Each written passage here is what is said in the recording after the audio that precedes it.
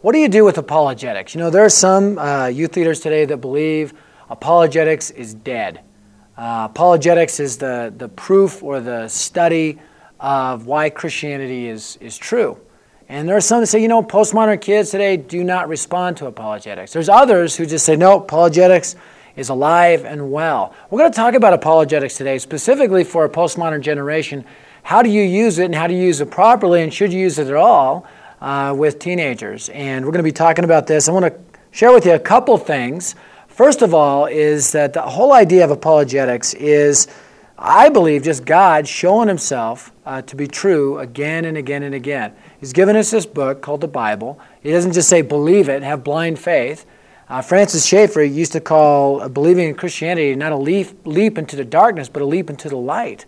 And God has given us all sorts of reasons to believe. One of the biggest reasons that you'll hear again and again from awesome guys like Josh McDowell and Lee Strobel and others is that the Bible has over 300 prophecies, 300 major prophecies about Christ that were literally fulfilled in him. I'm sure you've heard that before, and I'm sure you've heard the fact that the statistical probability of just 48 of those prophecies to be literally fulfilled in one person is 1 out of 10 to the 157th power. That's 1 out of a lot, all right? It's just amazing number.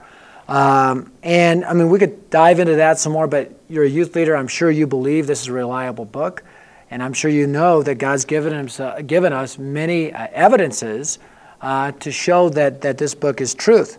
So we're going to talk about how to use apologetics properly, because when I was young and I first learned about apologetics, I was like, great, more bullets for my gun, and I could shoot down those atheists, and I could just kind of come with my truth and just boom, boom, boom, take you out. And there's no way you're going to be able to stand before the truth, and I would just unleash, you know, say hello to my little friend, and I would just, you know, just give all the truth and this and that and the other, and I saw myself winning arguments, but not winning souls, because I began to realize that this wall went up. The more evidence as I would throw on them, sometimes the more the wall went up, and ended up playing tic-tac-toe, you know. Tic-tac-toe. You play tic-tac-toe with me, it's going to end up in a draw every time, right? 2 5-year-olds play. One may win or whatever, one may lose, but the older that you get, you don't play that game anymore because it always ends in a stalemate. Well, we start playing tic-tac-toe with people from a different religion. Well, my ex is better than your own. Well, the Bible's better than the Book of Mormon. Stalemate, tie, because we're not having a real conversation. So how do you use apologetics properly and really have a conversation with somebody? Number one, you use apologetics as a crowbar, not a sledgehammer. We need to teach our kids that what we want to do with apologetics is we want to pry open closed minds. Like with a crowbar, we pry people's minds open. We don't destroy the box, and we got to make sure that we're having real conversations. One of the ways you can do that is by asking the right questions. We have this thing at Dare to Share called the 4-1 defensive formation when it comes to apologetics. 4 questions, 1 statement. Question number 1 is, what do you mean by that?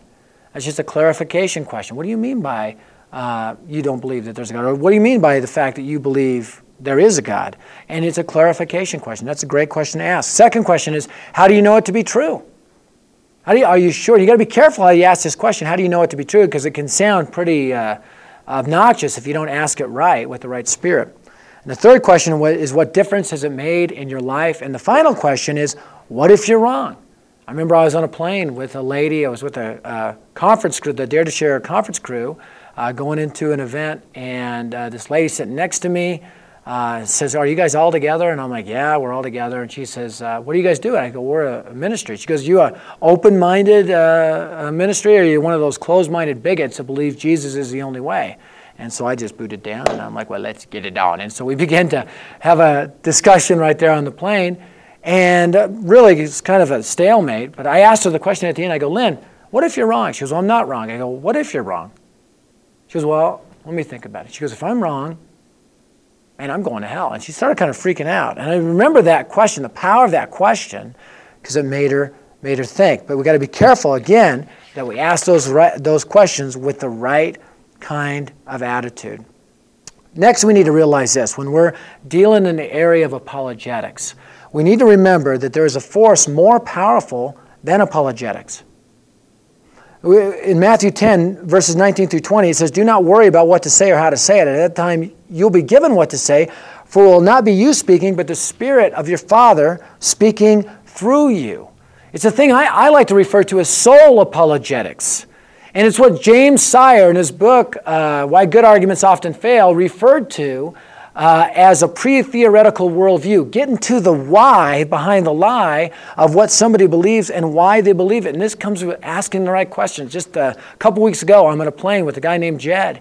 And I'm talking to Jed. He's a Mormon. His dad is one of the 70 elders in the Mormon religion. This guy's already been on his 2-year mission.